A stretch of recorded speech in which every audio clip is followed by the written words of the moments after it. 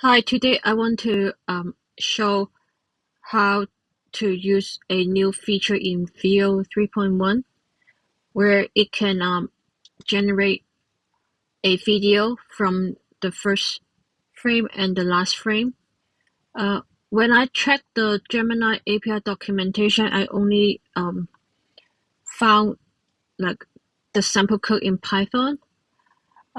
Initially, I thought this feature is unavailable in the JS SDK, and then I found out later that this feature is also supported in the JS SDK, but the Google documentation hasn't provided the example. Now I want to show how I use it in conjunction with NanoBanana. So in my demo, I have a visual story feature that can generate multiple images. Then I pass the first and last images of the story to Veo 3.1 to generate a video. So this is the visual story feature, and I choose a prompt from the prompt history. So an international thief tries to steal an expensive crown from a museum. I want to generate 8 images for this story. So let's click the Write Your Story button to ask NanoBanana to generate all or some of the successful images. In the console log, we see the prompt of each step. So in here, the loader is spinning while we wait for NanoBanana to generate all the images.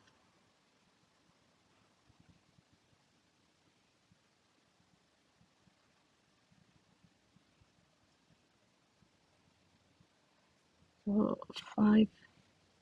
Okay, an error happens. So we won't get 8 images.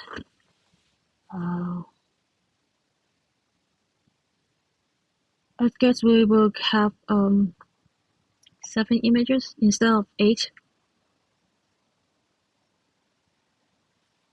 Let's see. Yes, we only have 7 images because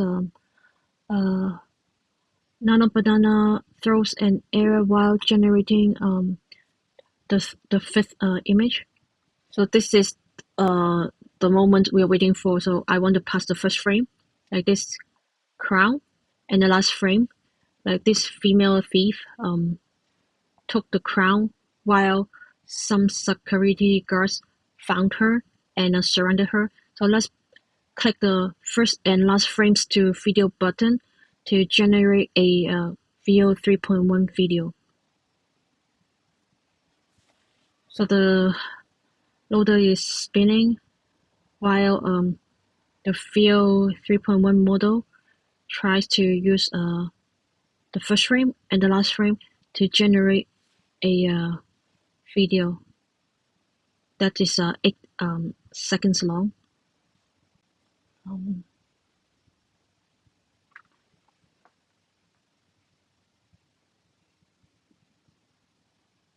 I don't know like how long it will take, so let's wait patiently.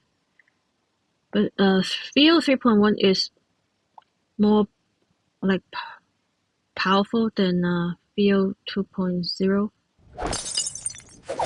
Freeze! Don't move! Oh! Put the crown down! Freeze! Don't move! Oh! Put the crown down! Okay. Freeze! Don't move! Oh! Put the crown down! I like the quality of the video, and this video has audio. I can, I heard, a female voice, and then some male voices from the security guard to ask the thief to put the crown down. So let's download this video to my local drive. So this is the code I added to implement video generation from first and last frame in the visual story feature. First, I introduced a new environment variable called isVeo31used, and it is set to true. So if this flag is true, I'm using the Veo 3.1 fast generate preview model, and I can use the new feature. Otherwise, I shouldn't use it. And then I modified my CLI JS script to add the is_Veo31_used property in the JSON object. So when this property is true, I can use the latest model to generate a new video using the first and last frames. Otherwise, I should only use the first frame and an older model to generate a video.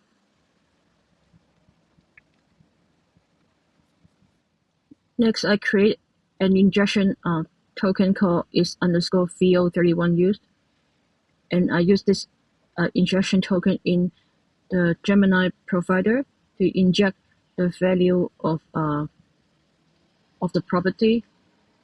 So in the provide Gemini function, I provide the new injection token, and I use value to return the value of the Firebase config.is_Veo31used value. If it is true, use the latest video model. Otherwise, I use the older one to generate the video. So in the HTML template of the video story component, I have a video story video component that called the service to generate a video from the first and last frame, and then assign the URL to the video player to play repeatedly. So this Angular component has three signal inputs: the first image, which is the first frame, the last image, which is the last frame, and the user prompt. So the video model can uses the user prompt and the images to infer the content of the video. And then let's go to the Visual Story Video component, which is very simple. So this component uses an inline template because this template is very small. So in here, I have a computer signal that determines whether or not there are two frames to generate a video. If it has, then the first and last frames to video button is visible, and the generate video from frames method is executed when the button is clicked. And when the video is being generated, the isLoading flag should be true and display the loader component. Otherwise, the video player component is shown, and the video URL is passed to this video player to play the video. So this inline template is very easy to understand. So in this component, I inject the VisualStoryService to generate the video from the frames, and I also inject the isVeo31used token to check the value of the environment variable. So the first image, the last image, and the user prompt are signal inputs. isLoading is a Boolean signal. Video URL is a string signal. So initially the component is not at the loading state, and there is no video URL, so the value is an empty string initially. So I derived some read-only state using the computer function. So I check whether or not the first image has image data and bin type, and I derive as last image computer signal to examine whether or not the last image has image data and a min type. So when is field 3.1 used is true, and both images or frames are valid, then the can generate video from first last frames computer signal is true, and the button is shown. So when the button is clicked, the generate video from frame method is executed.